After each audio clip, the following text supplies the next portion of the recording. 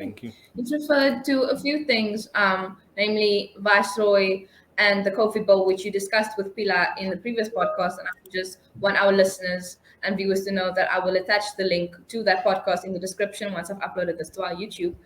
But Pilar also insisted that I ask you this question, sir. Having been an employee in the financial services sector for a meager 5 months, I know that there's still a lot more to learn about the industry.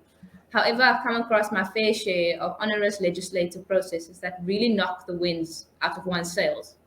Although I understand the need for them and the need to align with the TCF guidelines in an industry that, for very long, did not have such considerations, I cannot help but shake off the fact that more can be done to, for the sake of ease and efficiency of business, ease the legislative weight on the shoulders of intermediaries.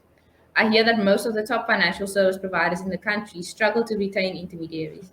I understand that part of it is because the structure of these organizations. And although some organizations are trying their level best to assist in this regard, they cannot fully escape the reality of the industry, as there are many plans in place to, as it were, afford the intermediaries the same or similar kind of protection that customers enjoy.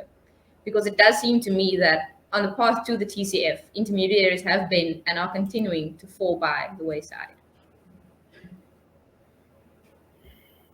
All right. What I'm taking from this, I guess, is a concern around regulatory burden. I wasn't clear what the question was, so let me try to maybe respond to that aspect specifically. And it talks to the need for regulation in the first Yes, sir. instance.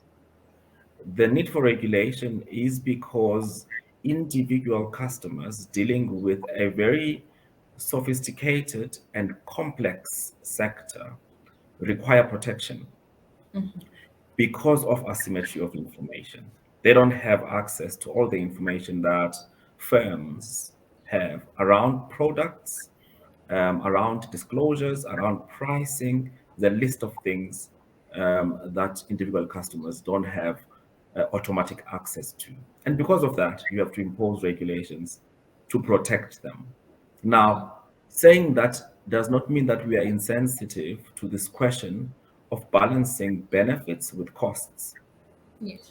Regulation and compliance with the regulation is expensive, but try non-compliance. Well, we think non-compliance is more expensive. Non-compliance not in the expense of regulatory action, but how you treat your customers in the absence of a clearly defined, consistent regulatory framework. And that's the balance that we always try to strike.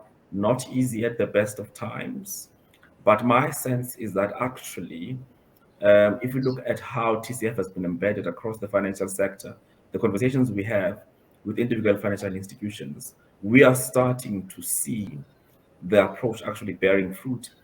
And one of the things that I always say about regulation is that, in fact, when it is implemented correctly, it is good for building confidence in the sector, which is good, therefore, for the sustainability and success of the financial sector as well. So I think what is perhaps not the right way of looking at regulation is just looking at it only as what is being imposed on the sector, as opposed to looking at it as how does it also benefit the sector, given the intended benefits for customers of the financial sector. That protection, when it is delivered correctly, it is actually good for the whole sector.